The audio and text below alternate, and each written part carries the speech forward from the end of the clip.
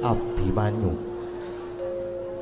Katemben wae para pepundhenmu Pandhawa padha rerasanan yen to putraku Abimanyu yektine digadang-gadang dikekudang ing besuk ingkang bisa jumeneng nata ngesuhi para kawula.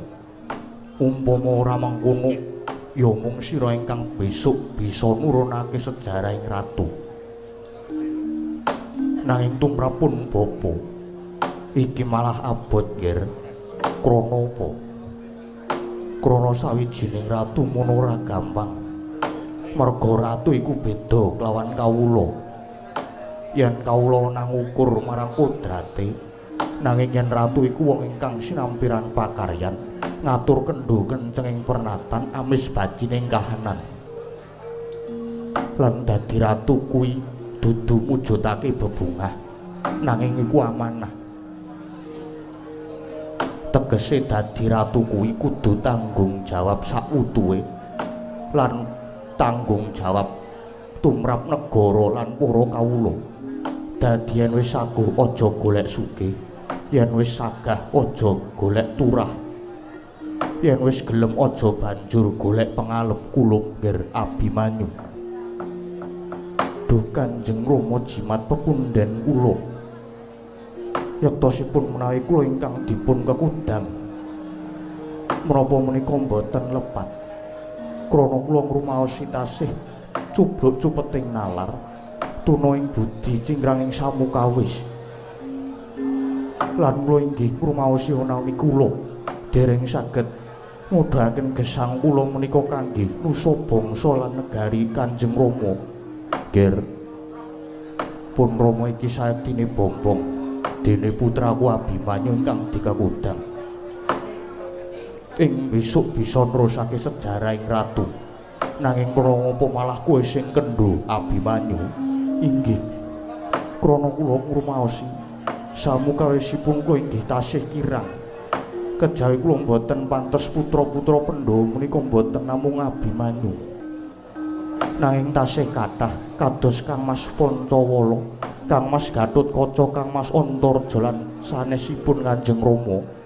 Abimanyu kula wonten dawuh bombong-bombonge wong tuwa kuwi lamun nyawang anake bisa padha kasil, tegese bisa ngluhurke lan junjung marang asmane wong tuwa. Abimanyu, sira iku anak Janaka, jagat wis nekseni. Lamun Arjuna iki wiwit cilik nganti tekan semene ora kendhat nggone tansah gedhekke tapa brata, ora kendhat nggone ngudi kawruh lan kapinteran supaya uripe Arjuna bisa piguna kanggo bebrayan gung. Mula Abimanyu pun Rama kepingin sira iku bisa taruna ngungkuli bapa sira ingkang wis dikekudang. Aja nganti kendhu, aja mangrung tingal, aja mandheg mangu, aja nganti kelangan kiblating kautaman lan lanjering bebener. Tatanen rasamu, tatanen jiwamu. Abimanyu, Arjuna moh lamun duwe anak mung sumindhe marang wong tuane. Anak Arjuna kudu bisa tangkar tumangkar lan kudu mentas ka karepe dhewe. Lan meneh Abimanyu, sira ingkang wis dikekudang, mula sira kudu tansah ngudi kawruh kapinteran. Krana upama besok sira dadi ratu, ya kudu ngasta daya pangwasa luhur ngambil gaiping widi. Lan ingkang luwih wigati, sira kudu nyandang kanugrahaning Jawata gayuh tumuruning wahyu. Nanging sira kudu prihatin gayuh dhewe. Lamun sira ora bisa gayuh wahyu, utamaning wahyu ning ratu, aja ngaku anak Janaka Abimanyu.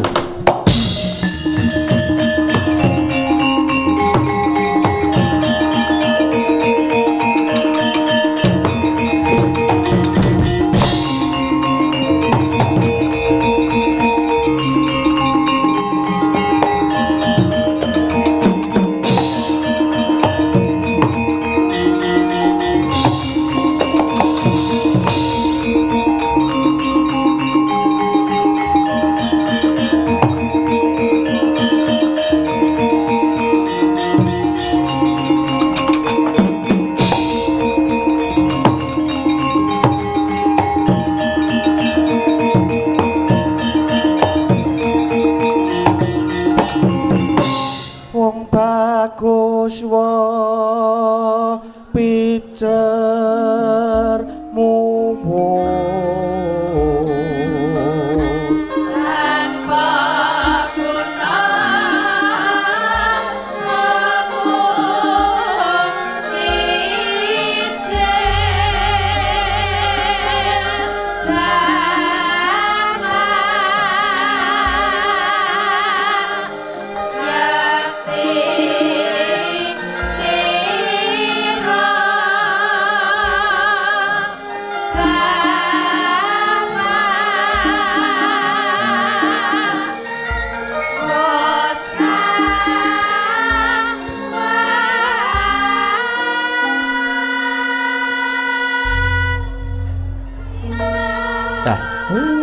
Ndara lanang kula Gus Ndara Abimanyu ampun sumengga raosipun mundhak tumpang suh Kyai Semar umpama aku mati wae piye Kyai ampun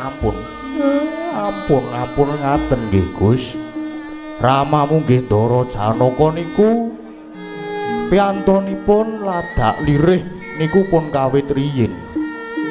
Merga kula niku ngomong kang Rama niku bebasan wiwit kuncung nganti gelung.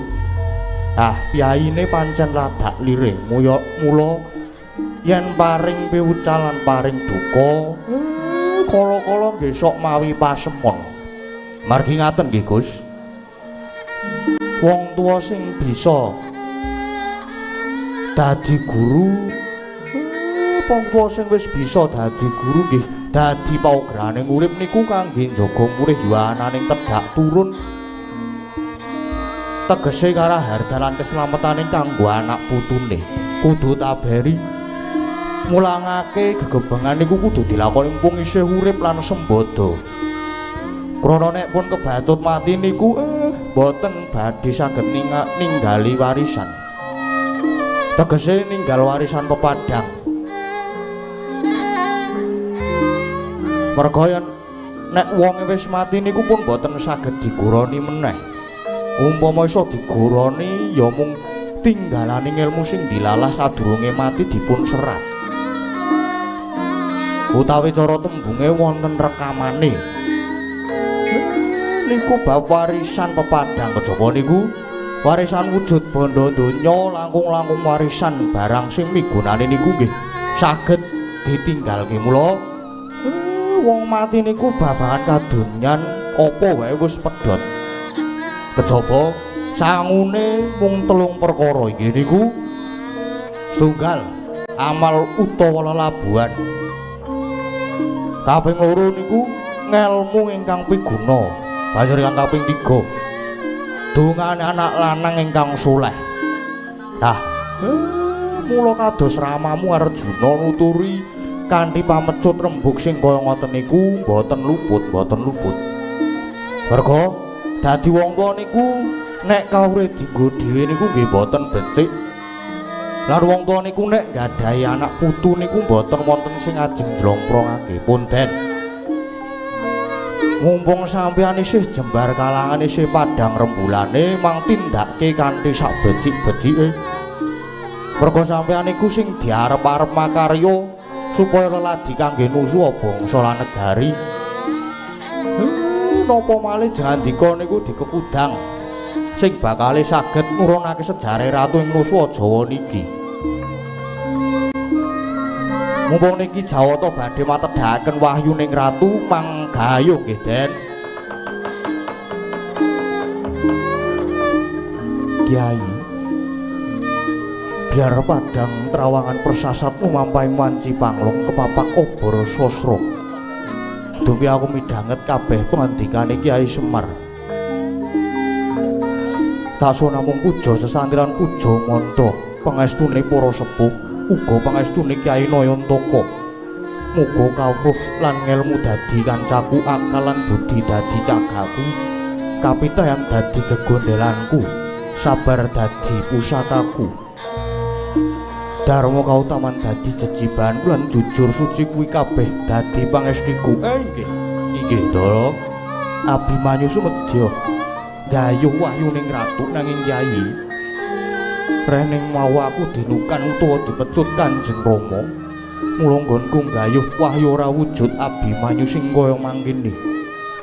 Samengko Abimanyu bakal mimba dadi pendhita, mergaya kanthi sarana dadi pendhita.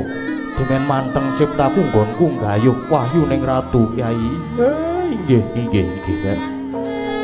Niku pun sae niku pun mang tindake kula nderek ngawat-awati etok-etok dadi cantrike Sang Brahmana Muda.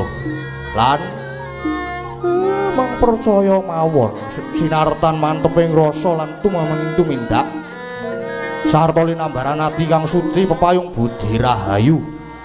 Sapa sing darbe sedya hayu mesti bakal mungging rahayu Dendra Abimanyu.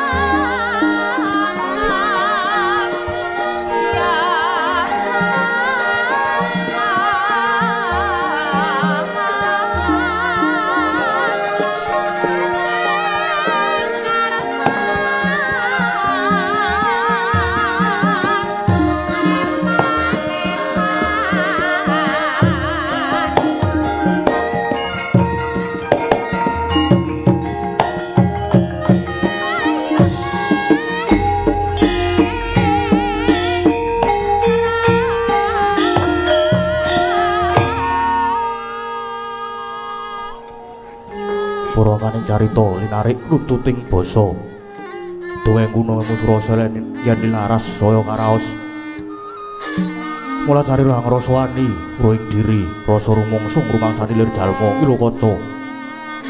Jarweh wis jenakuk cahing carita lo becik wis gumelar jroning pakeliran.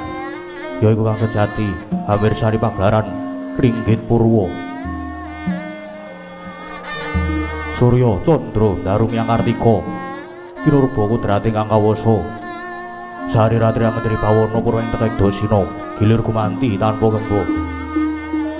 Temandadya petanganing dina, sasi, warsi, windu kang sarta abad. Tetukulan tangkar tumangkar sinirambun Jawa kaya pati ngrembah. Dadya pewadhange kutu-kutu alang atoga, buron yang buron toya, dadya bebranane kang tanpa wicalan. Jarung menungso tinitah priya wanita spondo-pondo anut golonganing bangsa dewi-dewi.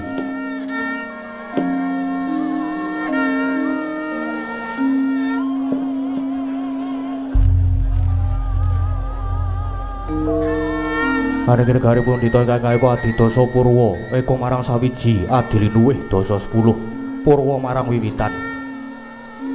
Senadyan kathah titahing dewa ingkang sinangga ing pratiwi, kinasmaning akasa kinapiting samudra, Raja Samyanggana raras, nanging datan kadya ingkang ginupiting dalu samangke. Yakti ingkang sinebat gumlaring negari Dwarawati, ya negaring Dwaraka, ya negari Jenggala Manik.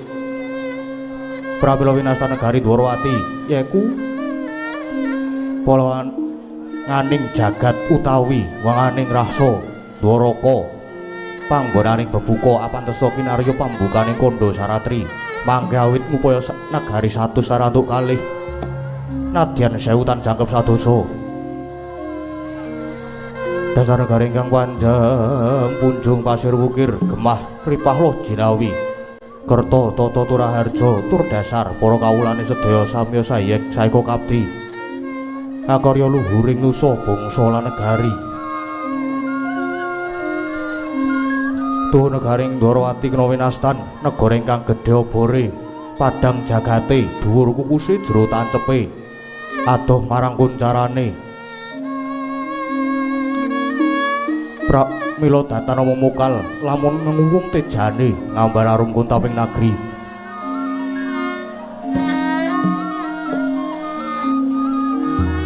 Lah sinentawa ingkang jumeneng nata ambek bau denda Nyakrawati yakti aja juluk Maha Prabu Sri Bathara Kresna, ya Prabu Harimurti, ya Prabu Padmanaba, Kesawa Wasudewa, Narayana, Danardana, ya Sang Wisnumurti. Narendra ingkang berbudi bawa leksana tur hambek angayomi dharma, angayomi agami suci, angayomi para kawula kang samya angreksa raharjaning nagri. Tuwin ngayomi dhateng haing sapadha-padha, hanggung hangaosi dhateng asanes.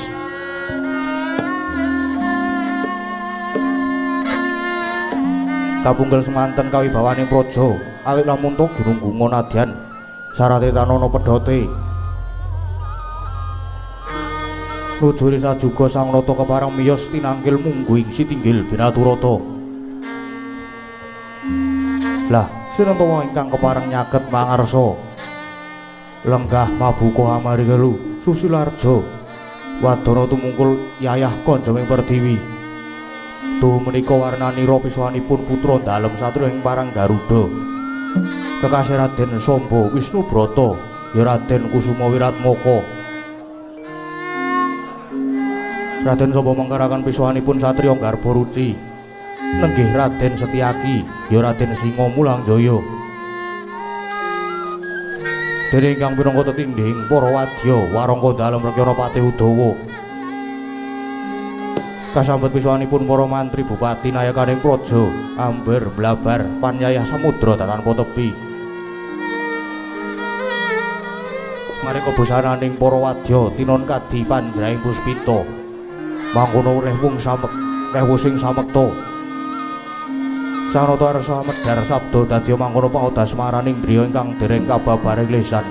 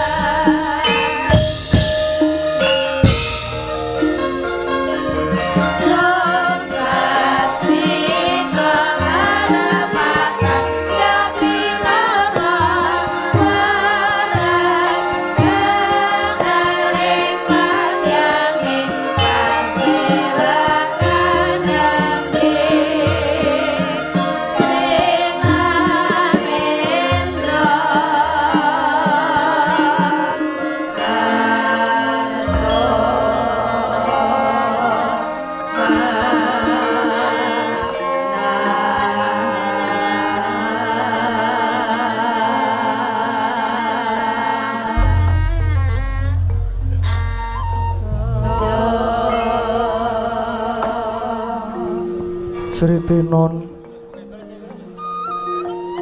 ing pasih bakat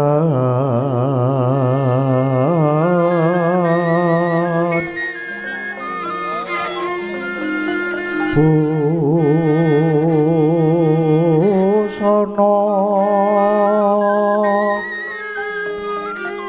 maneka warna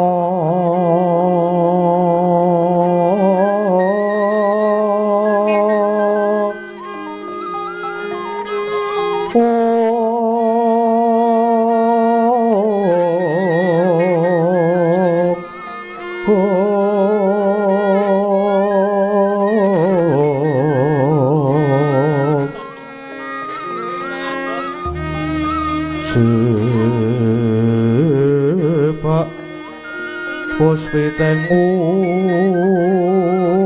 udyono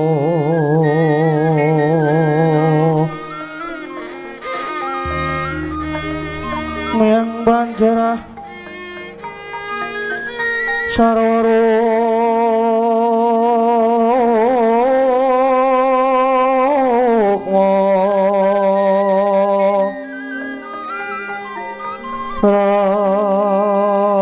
ranggeng maneh Narawata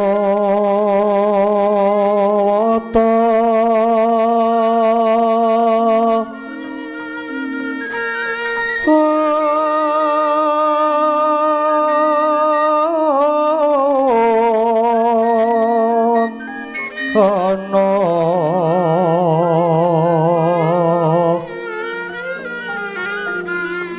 Obro prabanyo kang sumirat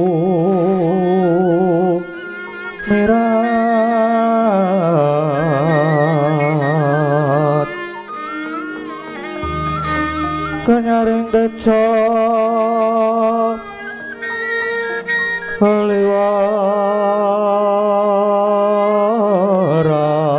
liwaran lereki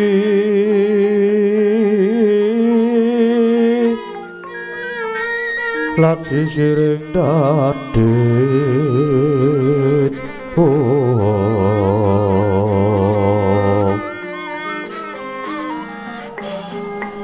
wimbo kakandha mrek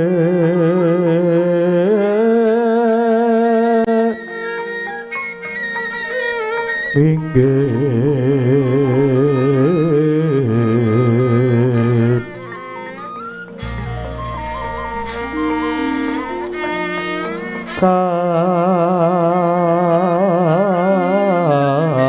katiuping samirana mandra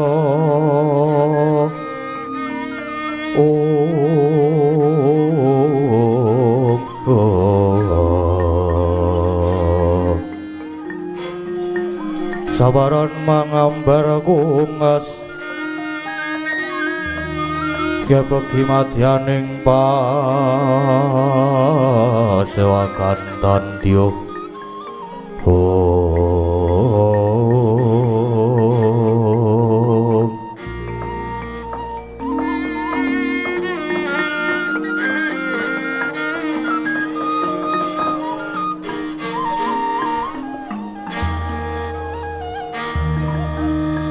ngiwang sukma jagat mangadya linuwih Kakang Pati Udawa haywa kongsi ndadekke kaget ing pamikirira marmane pasuwanira ingsun piji mangarsa saekti ingsun mung bakal mundhut pawarta kadiparan anggonira rumeksa prajaningsun Kakang Patih Udawa.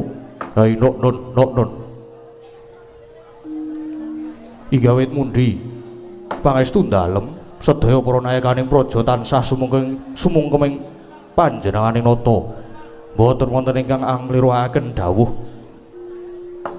senadyan para kawula ugi tansah tuwuh ing boga wastra tansah sumanggeming karya luhuring nusa bangsa lan negari. Hai nok nun inggih Yaya Patih Udawa ingsun nedha nrima dene sira widagda rumeksa prajaningsun lan bisa njunjung asma keprabanan ingsun.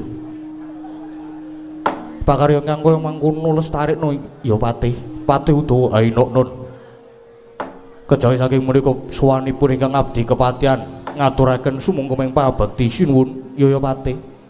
Wis ingsun tampa nanging tiba padha-padha kadangipun Kakang Yai Setyaki dikepara ngarsa pisowanira lan padha kanthi praharja Yai Setyaki. Nggih.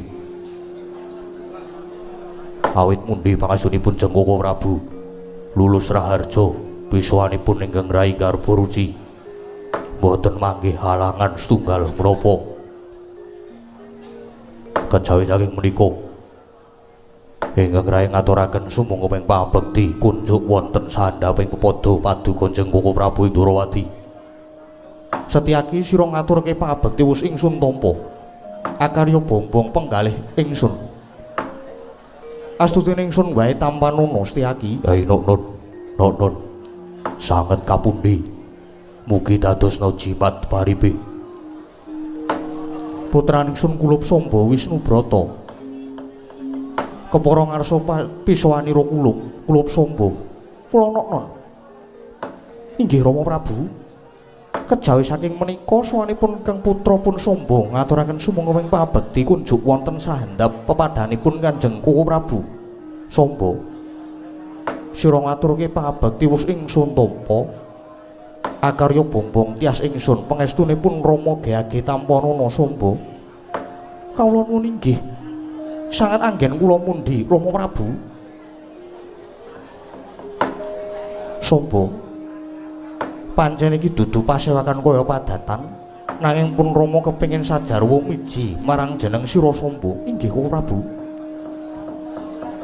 Kepareng ingkang putra pun Samba lajeng sumadung dawuh wonten wigatos ingkang kados pundi ingkang putra sampun sumedya nirengaken karna manglungaken jangga murid terwaca anggen kula nampi sabdanipun Rama Prabu.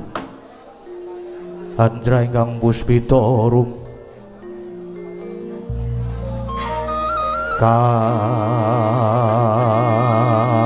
kasliring samira nomre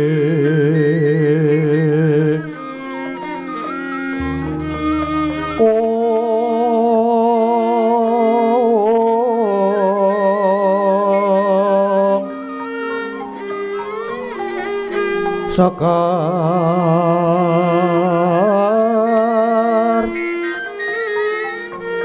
kadung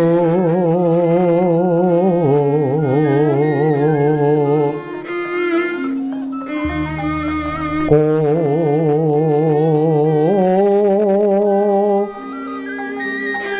ngas kadangyo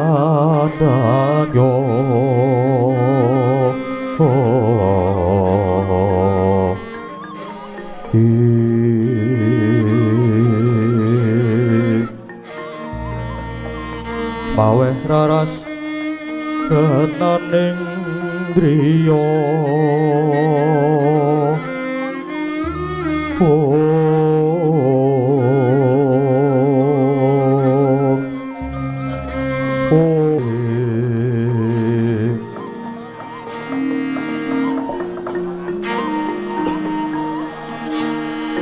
Samba ana tetembungan anak anung anindita tegese duwe anak lanang kang mursid bisa mikul dhuwur mendem jero marang derajate wong tuwa. Aja mung kandhek ana ing pangucap nanging kudu kababar ana ing pangerti. Samba pun Rama iki tintah dadi wong tuwa dasare yuswaku ya saya tambah Mestine umpama ta srengenge mono bakal ya banjur nglewang mangulon. Lan ora suwe maneh neng diparani mesti aku bakal manjing alam baka. Neng diparani mesti aku bakal manjing surup Sandyakala. Lumaku ning jagat peteng bali marang alam baka. Eling-eling mati kuwi saben wong mesti bakal nyanyi. Pisaing raga karo sukma ora mawas sing sugih, ora mawas sing mlarat, sing kasinungan derajat pangkat, ora mawas sing bagus sing ala. Kabeh mesti bakal ngincipi pati. Nanging yen urip iku ana werna loro, yaiku urip sadurunge mati lan urip sawuse mati. Sing kaping pindho saiki ngrembug babakan negara. Babakan negara Dwarawati iki. Merga ing katentreman lan isi karahayon. Dene karahayon lan katentreman mono bisa kagayuh yen to ratune utawa pangembating praja kelawan kawulane padha sayek. Saeka praya manunggal cipta rasa karsa lan karyane. Mula kudu ana peperintah sira ora kabotan tampa nglintir keprabon ingsun. Inggih. Mesinipun ngaten Rama. Ingkang putra Samba mboten badhe kawratan yen dados Ratu Dwarawati. Kula sagah jumeneng nata ing Dwarawati. Rama, bagus. Pancen sejatine gedhe pangarep-arepipun Rama marang sira. Bebasanana tembung taruna ngungkuli bapa merga pangajap ingsun ning sire keprabon ora urung besok ya mung sira. Ya mung sira ingkang ingsun dama-dama lan ingsun kekudang nglintir keprabon ingsun. Mula pun Rama mundhut marang sira. Sira kudu pinter piguna lan kudu bisa ngedohi marang piyala. Pinter tegese kejaba sugih kawruh nanging uga sugih ego lan pertikel. Lire kudu bisa murakapi marang bebrayan, kulina nanjake kapinteran supaya bisa sumrambah ing akeh sabanjure. Anak ratu kudu tansah ngedohi marang piyala. Tegese anak ratu munut kudu sumingkir saka sakabehing maksiat. Nanging kono ngopo? Yen ingsun sawang kapinteranmu kuwi durung sepira. Nanging jebul lekasira kok kaya mangkono. Apa dikira pun Rama ora prisa? Rina wengi jeneng sira mung tansah rupyan-rupyan. Suka parisuka nyuda marang kapraitnaning batin. Rina wengi sing mbok buru mung kesenengan raga. Tanpa gelem ngasah diri. Jeneng sira mung tansah ngegungake dupeh dadi anak ratu. Dupeh pasuryanmu bagus. Banjur saben-saben kuwi uja hardaning nepsu. Apa dikira pun Rama ki ora pirsa? Dolanmu saiki senengane ning ngendi pun Rama iki presa kok. Kowe mung ngendelke dupeh dadi anak ratu, dupeh pasuryanmu bagus. Banjur saben ana wanita ayu mbok ceraki. Iso apa ora? Ana sing rada apik sithik, singsot ya apa ora? Nggih. Malah kepara gonta-ganti wanita ya apa ora? Sombo. Banjur nggon piguna. Neng ndi pigunamu? Ngendi pigunamu? Babar pisan uripmu ora piguna kanggo bebrayan. Sombo. Pun Rama bakal ngendika akeh-akeh mangkene merga pun Rama tresna marang sira. Mula aja nganti ndadeki renggeting pamikira Sombo. Sigra-sigraen permana kanca sigra ngraketa nawang sesangka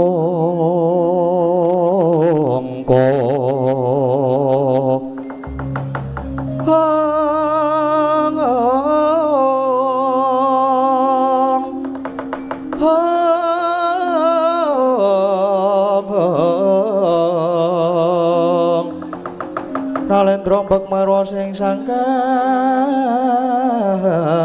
gumulung Katri kumulung mangrempahing wadya kurada kura ora reka kiri-kiri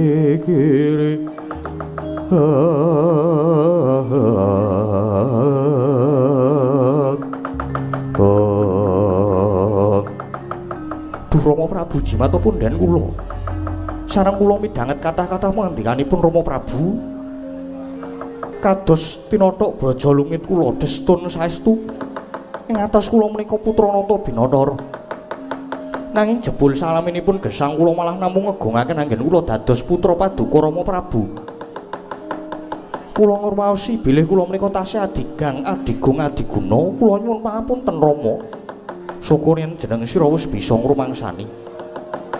Tegese lekas sira isih bisa didandani. Merga pun Rama iki mecut marang sira Samba. Saru dinulu ing akeh yen putra Ratu Ndarawati sing wis kondhang kajana priya Ratu Satyaning Ratiti sing Bathara Wisnu jebul ibarat gajah nanging anak-anak tikus Samba.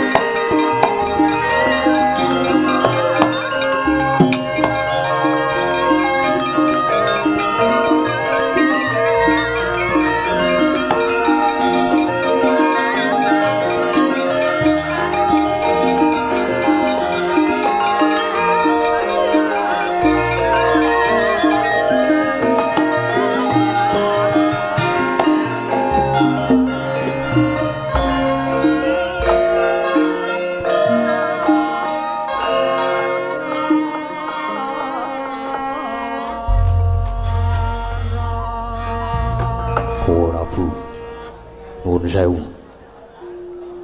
anggir sapa menika wau kenging menapa kok ngertos lajeng nglepat gesah lho lemu sowan linggo ngarep ki gatekke apa ora Ji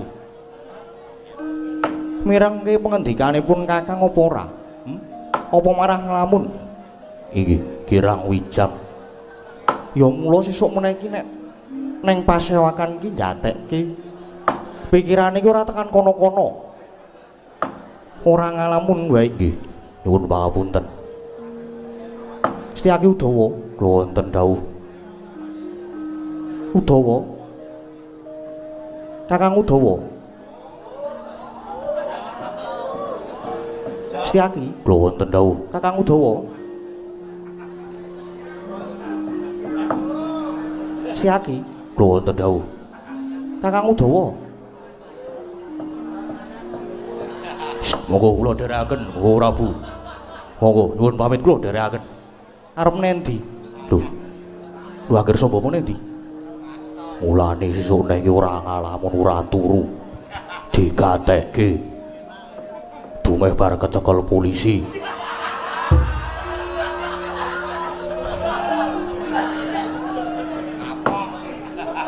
Ana apa Setyaki? Mboten sampun sah.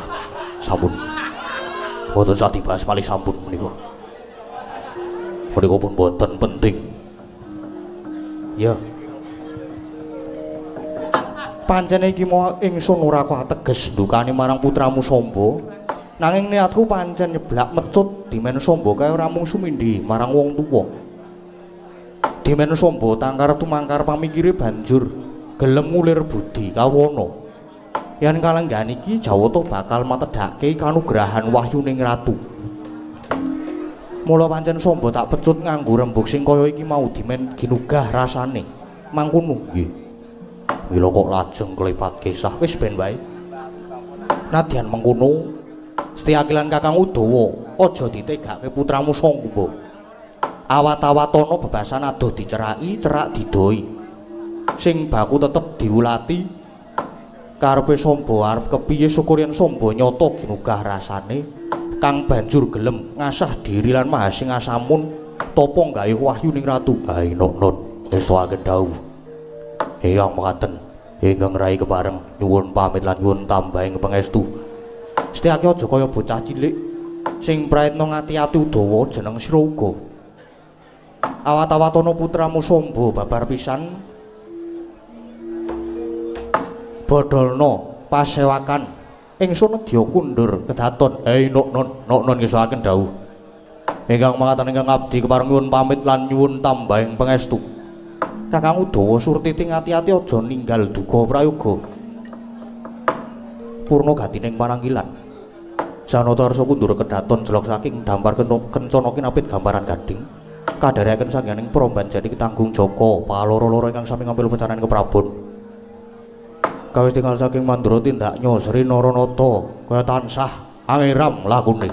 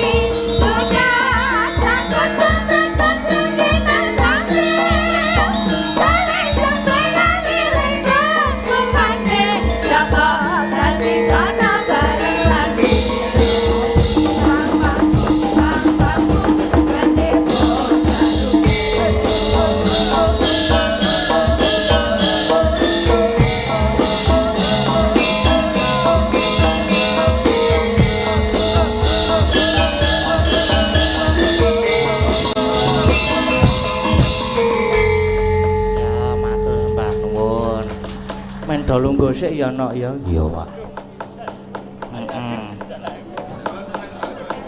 Puji syukur kunjung ngersaning Gusti ingkang Maha Kuwasa. Dene bengi iki dhewe kepareng sowan. Sowan ana ngendi iki, Mak? Iki Pak sowan ana padukan mantup sampangan Baturna bangun tapan bantul tak kumpliti sisan. Iya. Acarane iki acara apa Mak kok gayenge ora jamak-jamak wayangan Nduk? Iya tegese iki acarane ning padukuhan mantup sampangan kene iki. Oh lah. Mama Tridusun. Mama Tridusun, heeh. Ya iki wis diwenehi kertas nawala karile maca Mak iki. Karo tak wacake mboko sithik alon-alon. Iya. Mama Tridusun padukuhan mantup sampangan Baturetna bangun tapan Bantul. Yo. Kampung Mantup dan Kampung Sampangan ada 17 RT, 17 RT. Heeh. Setiap tahun mengadakan merti dusun di bulan Rejab. Tujuannya yaitu yo alon wae. Heeh. Karang aku ki bar belajar basa Jerman dadi sok ketonto. Iya, monggo dipraktekke. Ora usah ndak isin aku. Tujuannya nomor 1 bersyukur kepada Allah Subhanahu wa taala, Tuhan yang Maha Esa. Selama setahun warga masyarakat selalu diberikan sehat, panjang umur, rezeki yang barokah. Yo, nomor 2 menjalin silaturahmi, persatuan dan kesatuan dua kampung tersebut. Yo. Nomor 3 apa, Pak? Nguri-uri budaya Jawa dengan nanggap wayang yang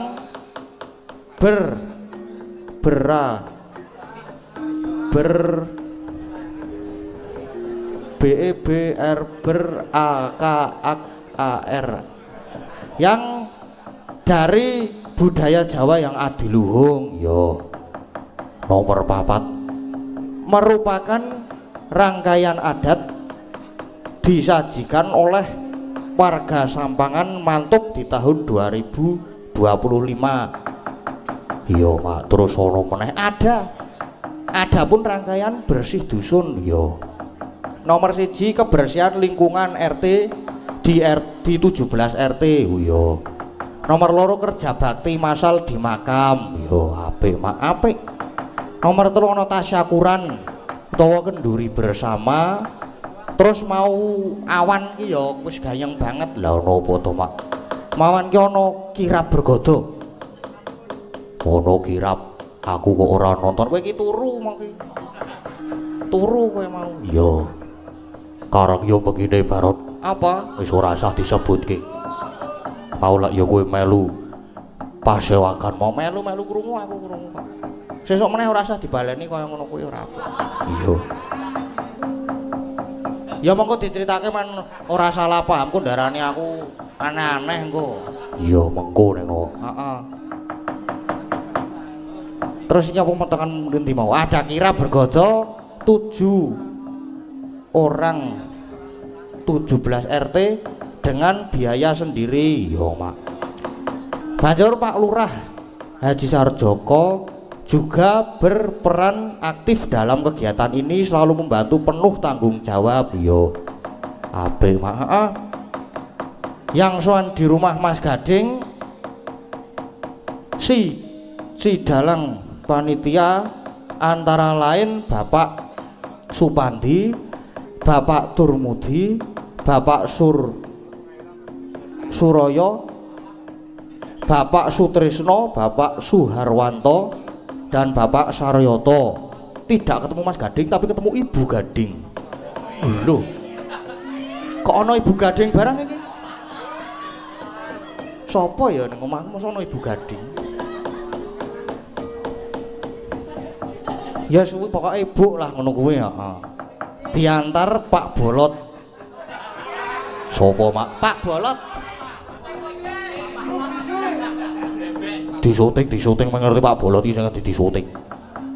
Terus iki meneh ana pesan terakhir iki kata Pak Bolot. Pak Supandi niku PJ Dukuh akeh jabatane. Pak Supandi niku ya PJ Dukuh, ya ketua panitia, ya Jogobaya Kalurahan Baturetno. Elok tenan elok. Ya elok. Terus iki iso ana tulisan meneh. Munine Pak Bolot, Pak Supandi, Suraya, Pak Suroyo, Pak Saryoto ki kakang adi. Tapi Pak Bolot wedi karo Pak Saryotone. Galak jarine munine. Oh lha. Ngerti ku ki Pak Bolot ki gentho dulu.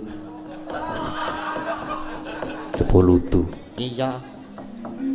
Pak Bolot ki nek WA aku ki telepon ngono kae lho masukan. Kaget aku tak kira ki ana apa jebul Pak Bolot. Iya, ora apa-apa. Heeh iki bengi iki dhewe iki ora dhewe lho iki. Ora dhewe kepiye? Iki dikancani karo perkakas toko bangunan.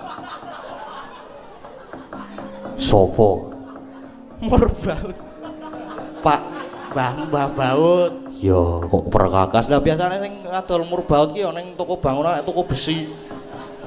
Kowe mengandung zat besi oke banget Mbah Baut ki kok ki. Karo Mbak Niken. Iya. Mbak Niken Salitri. Sledri nek iki. Mbak Niken Sledri. Iya, katuran diukake panggung sik apa ora mak. Ayo digo kanca awak dhewe. Pun rawuh napa dereng? Ono nggih, nek pun rawuh dinggahke panggung, mungkin minggah panggung mriki mengke pun gayeng banget niku saestu. Janjo semua kanca-kanca sepote. Derek wingking mohon sepot.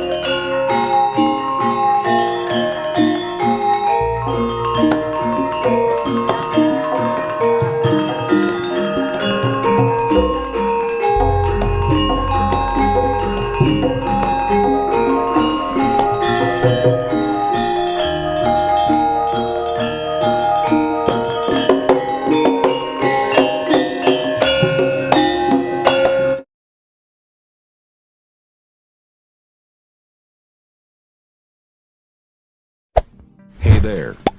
Subscribe to my channel. And also press this bell icon.